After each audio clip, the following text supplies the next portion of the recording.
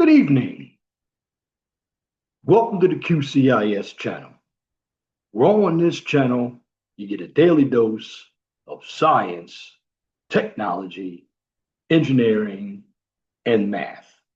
My name is Leon Jones, and tonight I'm going to get into the business side of engineering. Although this is a STEM channel, you cannot forget the business because without competing for work, there would be no consulting companies. So, what I'm going to talk about tonight is how engineering consulting companies obtain work, how engineering consulting companies contain work. Now, when you try to obtain work, you have to compete, you have to bid for work, just as if a contractor was bidding for a job to do work for a developer or a real estate agent or the government. Bottom line is what happens, the potential client takes the lowest bid. Now, it all starts out with a proposal. Now, let me go ahead and share my screen and really get into how all of this works. Okay, when we deal with the consulting business, we're talking about a framework to explain how civil engineering and survey consulting firms approach the bidding process. Of course, this presentation, when I get to the PowerPoint part, is going to be structured toward a company's competence, value, and reliability to the client. So basically, when we deal with any type of work, before you even get to the proposal process, you have to start off with what we call a RFQ. Now, if you're not familiar with what an RFQ is a request for qualifications. Now, that is very, very important because you want the potential client that you're bidding to get work from to see that you are qualified for the work that you are bidding for. Then there are other stipulations that you have to meet. Again, it's basically winning proposals. That's what you have to do. Now, winning with your proposal is just more than a price. Now, there's also a bidding process you have to go through. You have to demonstrate technical excellence. What kind of personnel do you have and do the work for you? The biggest thing that you need to understand is when we get into bidding, well, you need a title. You need a subtitle, which is your company name. You need to include your company's logo. People don't believe that that company logo is important. Now, I have a small company called Quality Control Inspection Services. Now, my channel, when you look at my thumbnail, that's actually a logo that I created. And that logo is also copyrighted and trademarked so no one can use it. That logo is a brand. And then you have to include in your presentation, your bid, a headline, a body. And in that body, what kind of project are you bidding for? Now, also, you have to understand what RFPs mean. RFP is a request for proposals, and you're going to have to fill out a proposal to bid work. Then you deal with the cost and scope estimation. Then there's a proposal development. Then you submit it and you follow up. Again, when you get into the bidding process in detail, there are different phases: project discovery and understanding. And what happens? You go beyond the RFP to understand the client's ultimate objectives and business drivers, such as risk mitigation, or cost certainty. Now, I'm bringing this up because a number of individuals, when they go in to interview for jobs, particularly if they're going into management positions, I notice they don't ask the questions. And then the interviewers themselves, in my opinion, really don't know the business themselves. I know when I'm interviewing, I'll ask those questions. I don't go in there, and I'm going to get into the interview process on a video as well, because a number of people are just poor interviewers when they're asked questions. And I believe that some of the interviewers are poor interviewers as well. Because, yes, it's good to ask questions that are situational, but you need to get into the technical, into the business. But see, as I speak, a number of individuals are workers, don't understand about business. They just manage the business. Well, even though you are working for a company, it's always good that you understand the business and budgets, because if you step out on your own, because there are a number of people who talk about they want to go into business for themselves. Well, if you don't understand how business works, you're going to fail. And basically, there are a number of businesses, particularly in the restaurant industry, 3 out of 4 restaurants fail. Why? Because individuals don't have any clue about how the business works. And that's the same when it comes to engineering. Now, what you have to understand with the engineering business is you have a number of companies who are large out there, like your AECOMs and your Bechtels. And what they're doing for their own growth is to buy up all the smaller companies. I know there's one here in Caston. They bought up a business. I believe they used to be called BLN. Well, they're now Aegis. So what happens is when you have a number of your big companies buying up all the smaller companies, that basically decreases the competition. But moving on to proposals, you have to understand the cost and resource allocation. You have to get into identification and mitigation, progress monitoring, initial site assessment, but you have to put your services in what you're going to deliver and the fees for your services. Like, okay, what if you are bidding surveying work? Well, you need to understand what kind of surveys you're going to do. You need to make sure that you have a team that is qualified. Do they have PEs? Do they have certifications? In other words, when you bill a client,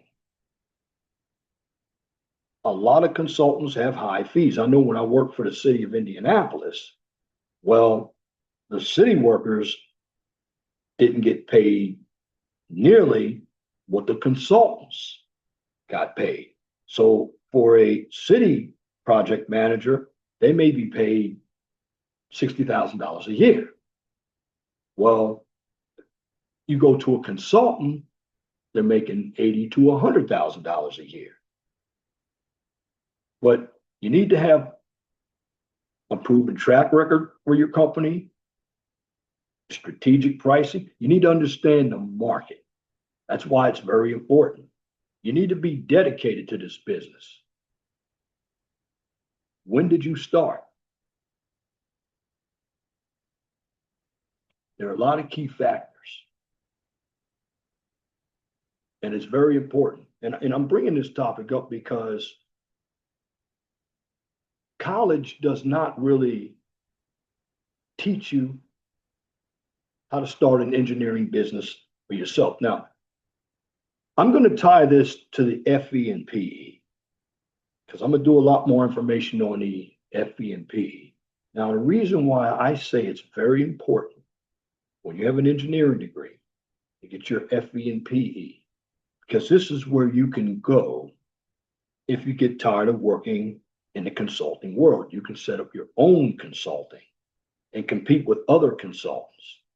Now, I'm not saying the other certifications like your CCM and your ACR, and your CPII or your CESWI, they're good after you get the FEPE. Yes, you can get your PMP. Those are good certifications. But to get in this engineering business, you need a PE. And for an architect, you need your RA. For a landscape architect, you need your RLA. And for a interior designer, you need a license as well. To be a CPA, you need a license. Now, a license separates you from your peers. Now, again, I have this book right here. I want to get into business. This is for the FE that I'm getting ready to take. Well, this is the first part of your examination that you need to take. Now, some of the information that I'm going to present to you is right here. Civil. This is, and then there are other books that you have to use. And I've been looking over these books. Well, that's getting the technical and the general knowledge. But understand how the market works. Understand what a SWOT analysis is. Understand what the fees are. That's the big thing. And your fees are very important because if you're working for that company, it's an indication on how your company is bidding based on what you're getting paid. Now, some companies bid real low to get the job, but they don't pay their employees that much. And this is why you can pay your employee a low salary. But you're also going to have a high turnover. Why? Because the biggest expense you're going to have is training, because once somebody leaves, you're going to have to come back and train the next person. And then you're basically throwing a lot of money away on, okay, how much is health insurance? Vehicle usage. This is what you have to understand about consulting.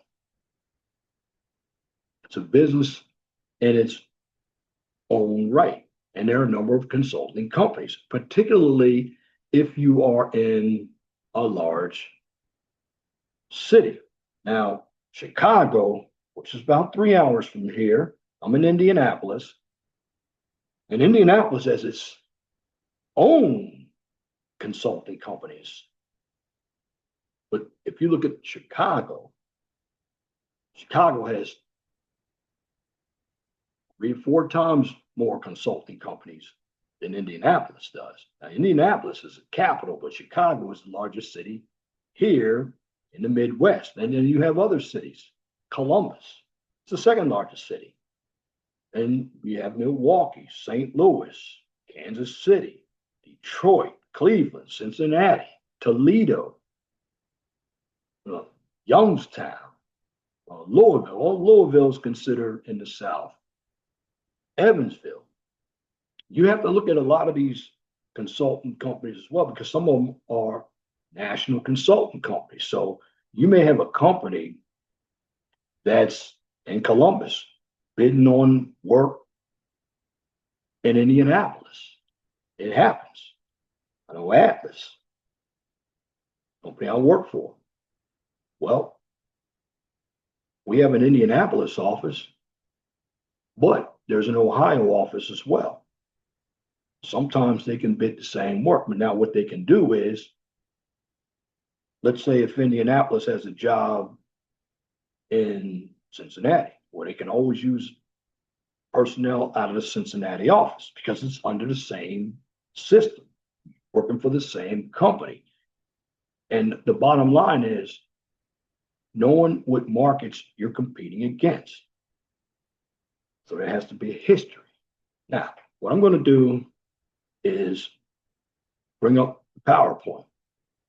Now, the PowerPoint, this is not my PowerPoint, but I'm going to give you an indication on how the QBS, or the qualification based selection process, works. I know when I worked for the city of Indianapolis and when I worked for the city of Indianapolis Department of Public Works. Well, when I tried to start a quality control program there, I had to select a couple of consulting companies to do the testing. And we rated them on a point system. And they had to submit proposals. Now, I did select 7NT and SNME. Now, of course, CTL did not put in a proposal. Neither did Atlas, neither did Patriot. But what I did is I based them off of what I believe was going to give me the best work. Now, sometimes it backfires. Sometimes it doesn't. Now, this PowerPoint is by the National Society of Professional Engineers. And if you're an engineer, you need to get in this society. So basically, we'll talk about the importance of the qualifications-based selection process. Now, why is the qualifications? What is the qualification-based selection? Or what is QBS? Well, basically, it's a process by which engineering and architectural firms are selected based on their qualifications rather than price. Now, the procuring agency, what they do is review the qualifications submitted by interested individuals and firms. And what happens is they rank response and then negotiates with the most qualified firm for a mutually agreeable contract. Now, this was first established on a national level in 1972, and that was by the Brooks Act. And that is when you have agencies, particularly federal agencies or government agencies, well, the act was for them to use the QBS process when procuring design services. Now, the QBS process is selection of the most qualified firm, defined scope of activities, fee and contract negotiations.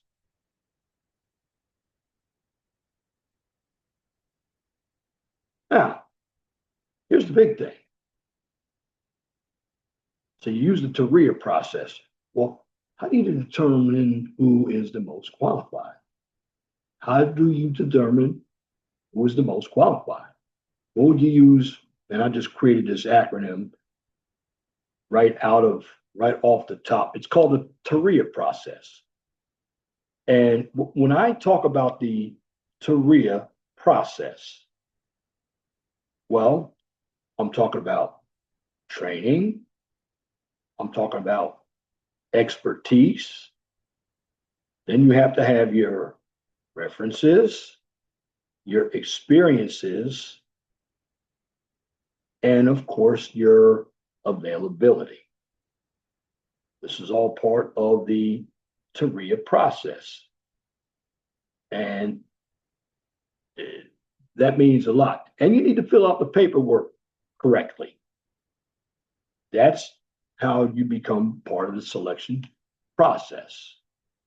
Again, training, expertise, references, experience, and availability. Now, for the federal government, you fill out what we call a capability statement. Shows you the personnel, what they're qualified to do, an org chart on who would be in charge of the task going on from that company. Okay, why use QBS? Well, if you needed an organ transplant, would you use the cheapest doctor? Well,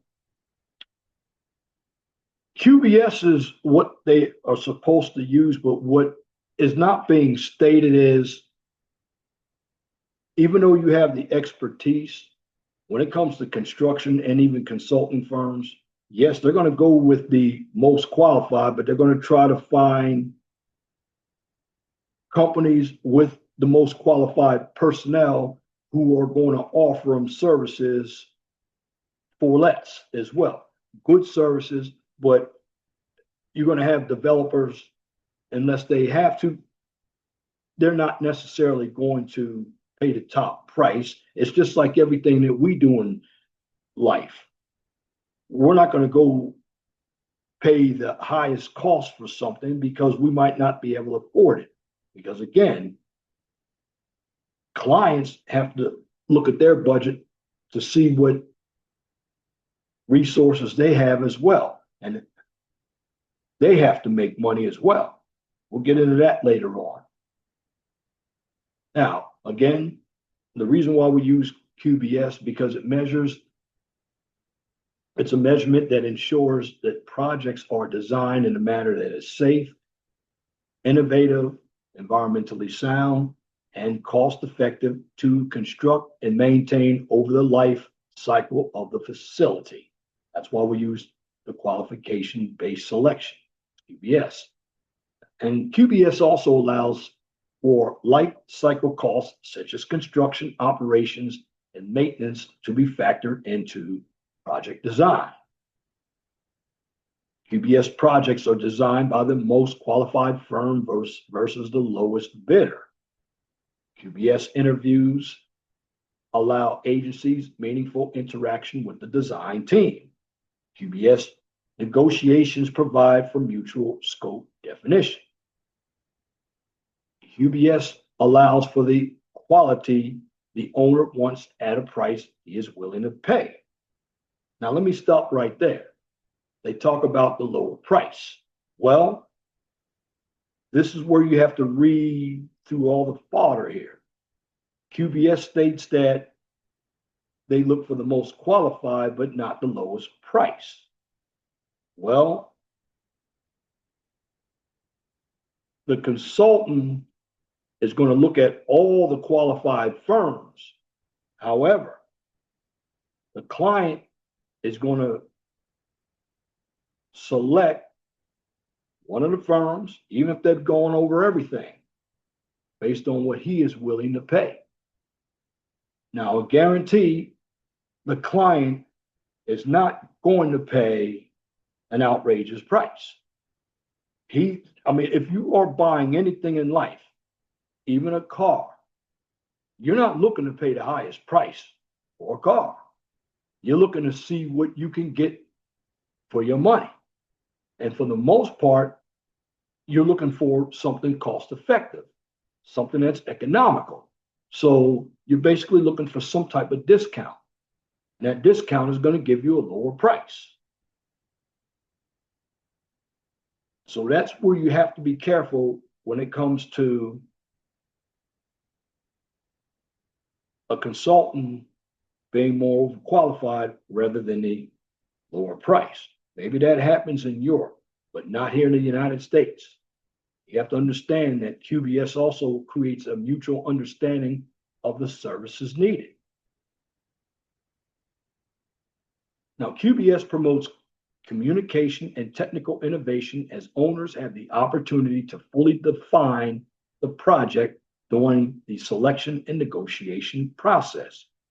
QBS process results in a project that is fully thought through and fosters innovative, creative, cost-saving, and time-saving approaches. QBS increases the likelihood that the procuring agency will select the most qualified firm because respondents are required to submit the information on their qualifications for their proposed project. Well, that's on the proposal or your request for qualifications. Now, tangible advantages for QBS.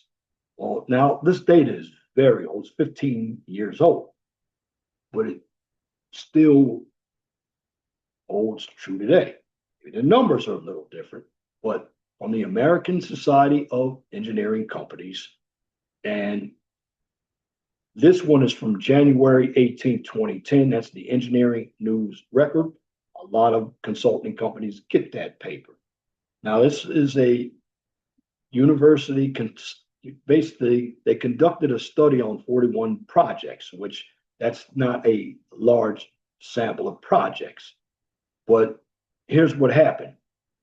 The owner rated project success rates high or very high in 93% of the cases using QBS. QBS projects lowered project change order rates from 10% to 3%. QBS projects lowered schedule growth from 8.7% to 3%. Now, here was the QBS beneficial in New Mexico, applicable law. Procurement for professional services in New Mexico is guided by the New Mexico Procurement Code, Section 13-1-120. Now, the Procurement Code authorizes agencies to conduct multiple step procurement for what we call the RFP. That's the request for proposals based procurements. This means that the agency can review the proposal submitted and select finalists based on qualifications. Well, a lot of states do that as well, but they're going to look at the price as well. Now, what is the law in New Mexico? Well, again, it probably a change, but in addition, pursuant to Chapter 81 laws of 2006, any prospective contractor, which could be an engineer or architect seeking to enter into a contract with any state agency or local public body, must file a campaign contribution disclosure form with the state agency or local public body. Now, this form must be filled, or this form must be, well, you're going to have to fill the form out. And then once you fill the form out, it must be filed by the prospective contractor with their response to the request for proposals.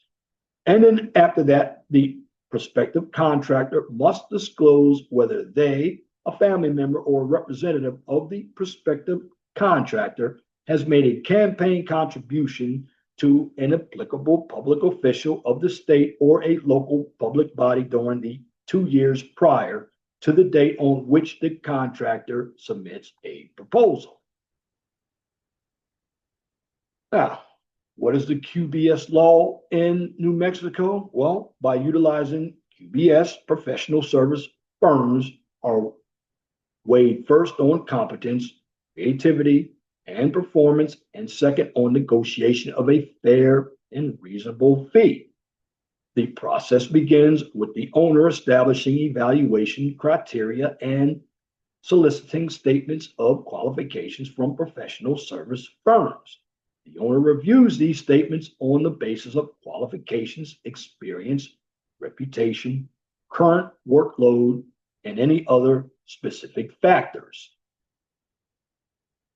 The owner then selects 3 to 5 most qualified firms to make brief presentations explaining their unique approach to the project. On the basis of these presentations, the owner ranks the most qualified firms numerically in order of preference.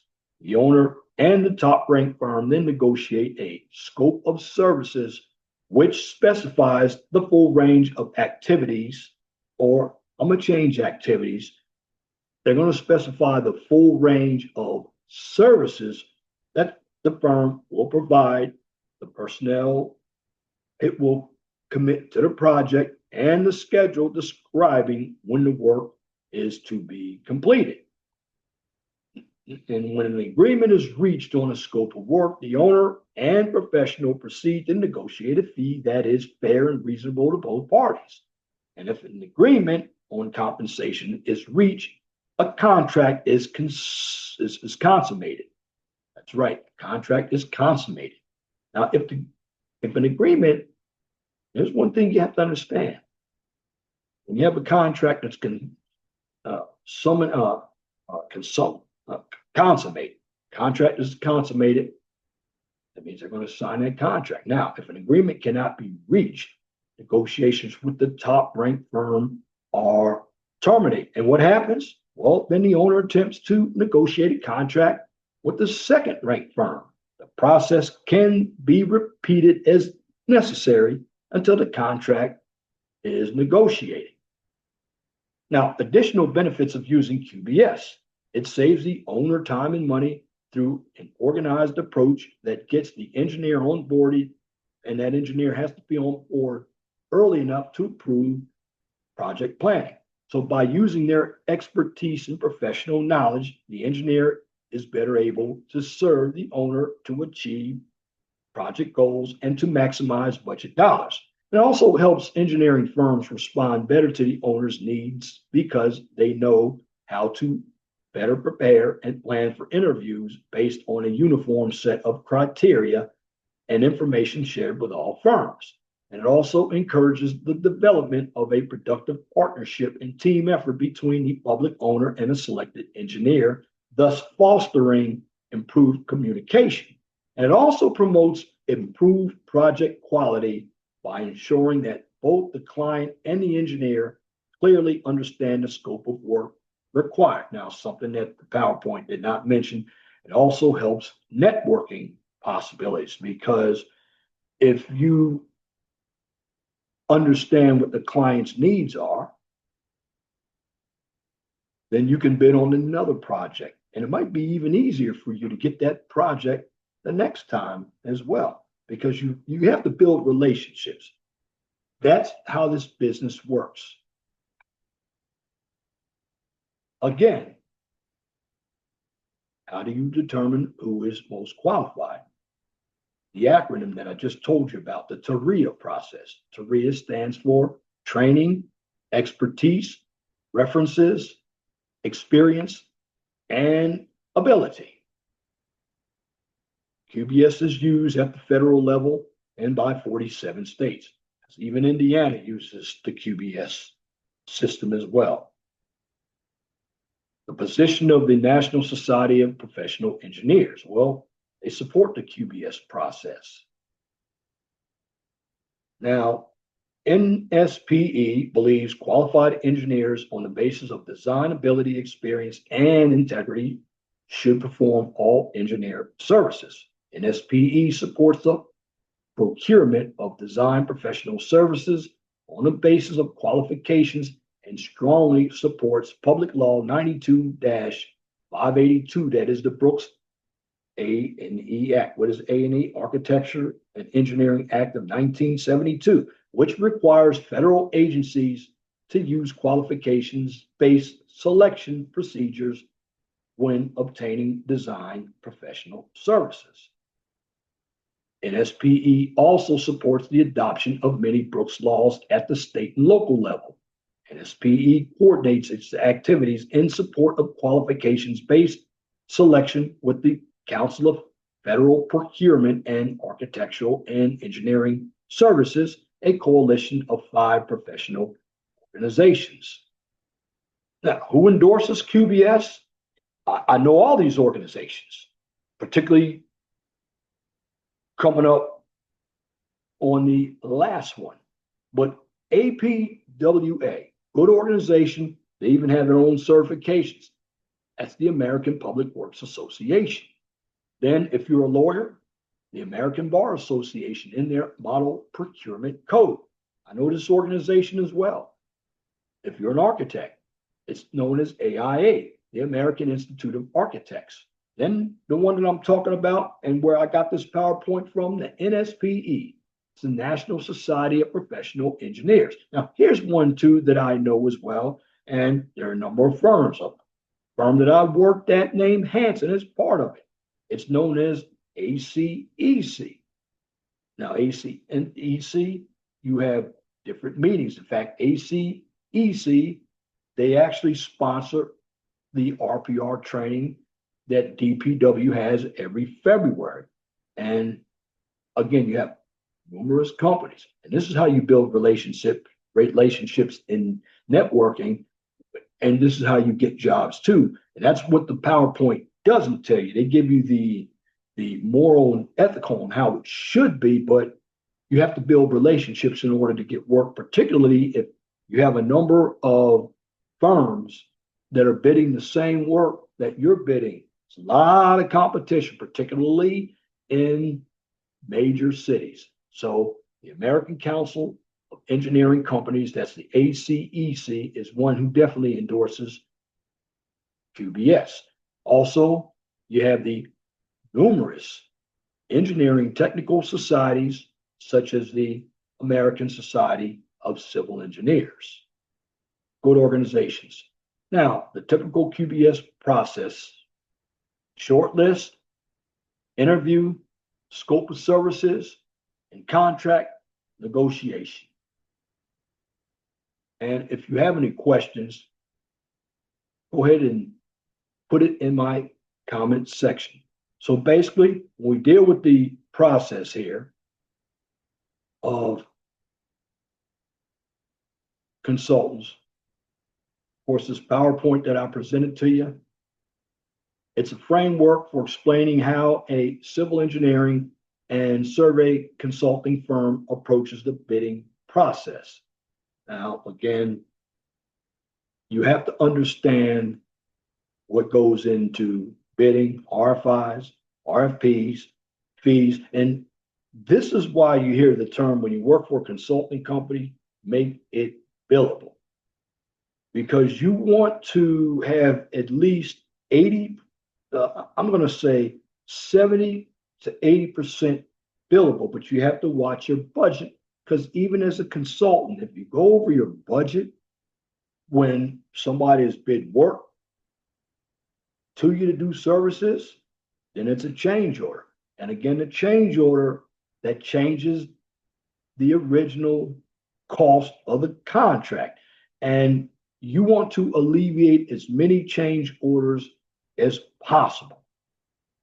That's even on a consultant level. A number of individuals believe that construction has change orders. It does. And again, I'll get into the design process on change orders there as well. But when you are a consultant, you want to have at least 70 to 80% work billed. Why?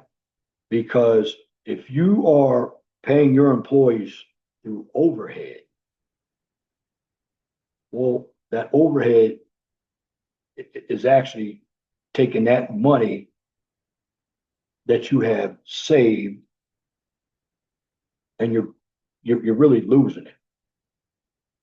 Now, overhead, what can you do with overhead? Well, overhead is good for on-the-job training. And there are different codes that you have to use for paying your labor. And then something you need to understand about the contract.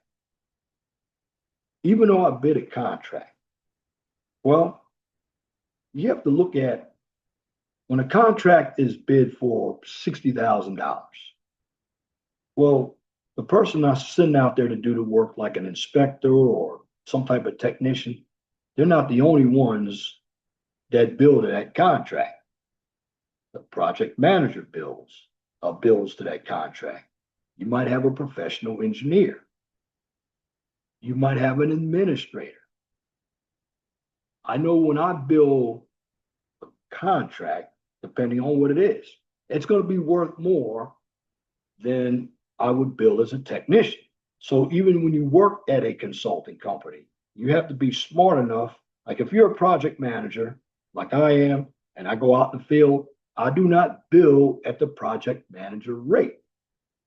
Why? Because the project manager rate sucks up all of my budget, and it doesn't look good for me to do change orders. I want to be under budget. Now, what happens if all the money isn't used in the contract? Well, that's what it is. It's an estimate. So in reality, you're not going to use all of the money. And there are going to be times where you are going to go over. But this is why you have to watch your money. And you have to remember that the large companies like the Bechtels, the Burns and McDowell, the PSI, Intertex, you even have stockholders involved with those companies as well. So the stockholders are also investors. So you have to look at what are their stock dividends. Then you have ESOPs. They're employee owned consulting companies. And this goes for materials testing companies, any consulting company, any consulting company. And everybody uses the selection process. And one thing that I didn't mention is, what about claims? You don't want to deal with a consulting company that has a lot of claims. Why? Because a lot of claims cost money. That makes them a risk, particularly if they have insurance. Now, some of these companies would have, your smaller companies may have 1 million, 2 million, and your larger companies may have 10 million. So you have errors and omission. So these companies have to pay insurance. I'm going to give you a breakdown on what is paid. Particularly when you have a consulting company, you have to pay your labor, you got to pay for insurance, you got to pay for your equipment. Now you can write some of this off. And this is why, as a manager, if you are working for a consulting company and you want to start a business for yourself, the management level is where you get the experience, because you're the one actually doing all the office work to push these proposals through. You need to learn about invoices. You need to learn how to build time. You even need to learn the system that you have, like BST or Delta. This is what you need to understand. Understand the codes.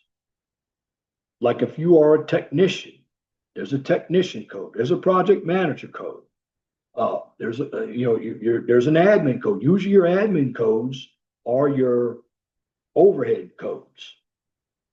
That's why you want to build, because you make the money based on how many contracts you have. Like if, as a project manager, in order to get 40 hours, now you're going to have some on the job training. You got to fill that in on your timesheet.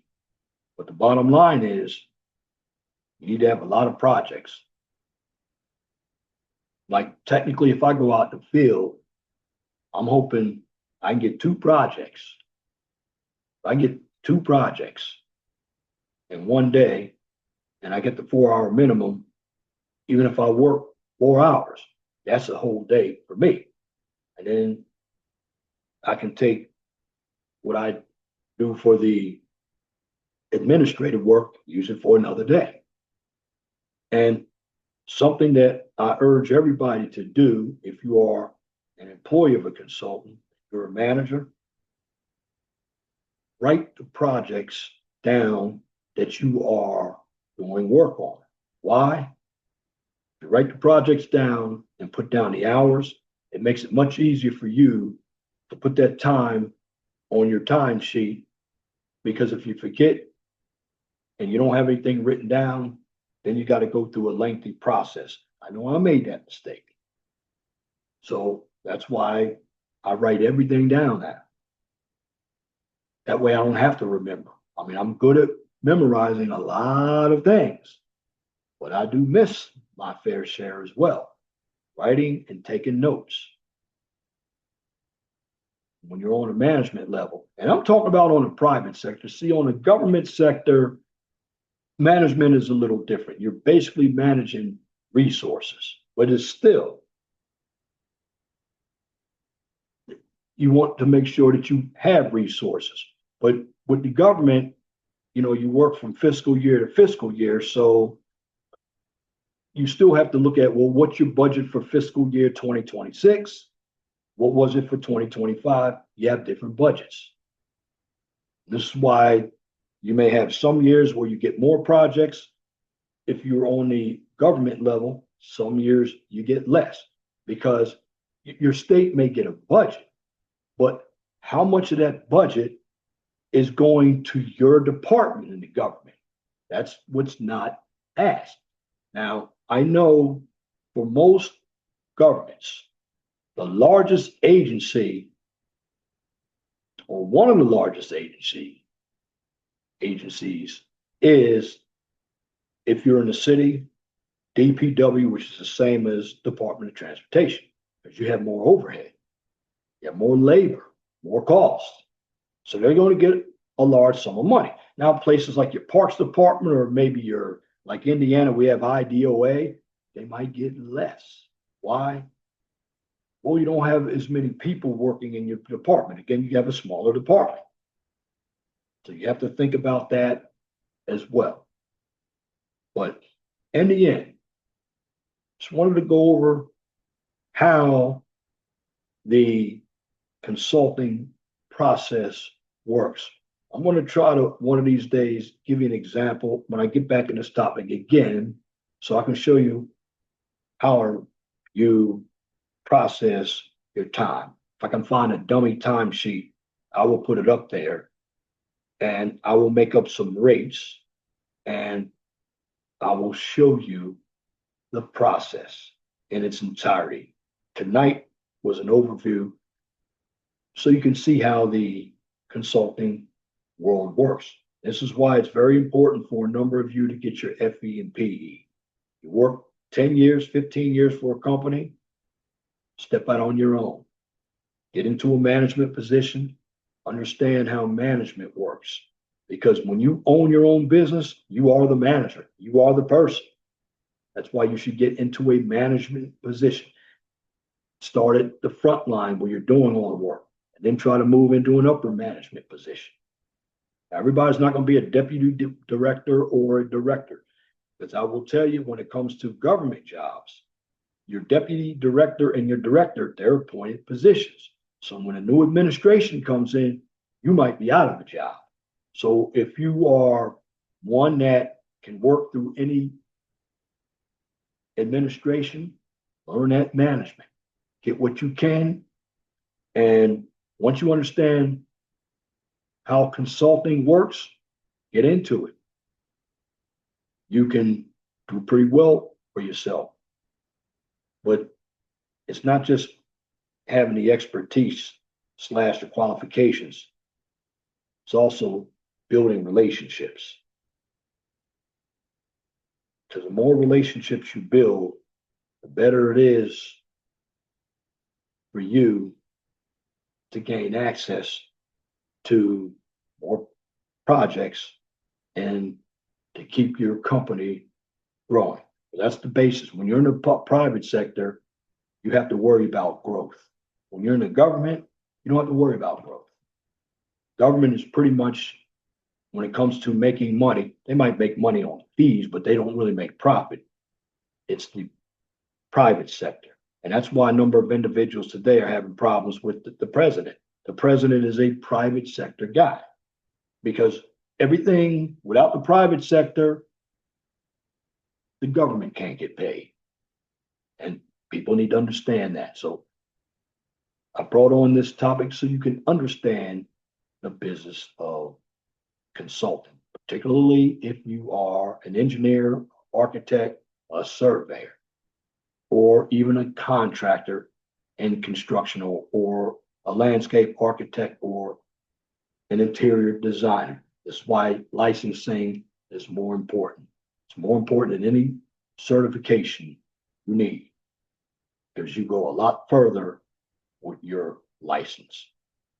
But again, thank you for viewing this topic on how the engineering consulting business works.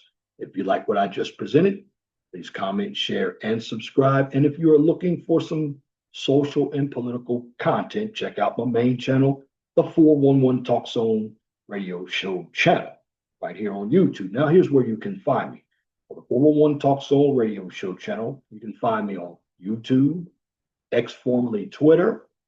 You can also find me on Rumble and Truth Social.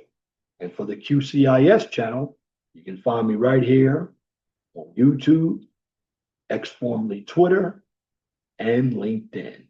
And once again, thank you for viewing this content on engineering consulting businesses and how the process works right here from the QCIS channel.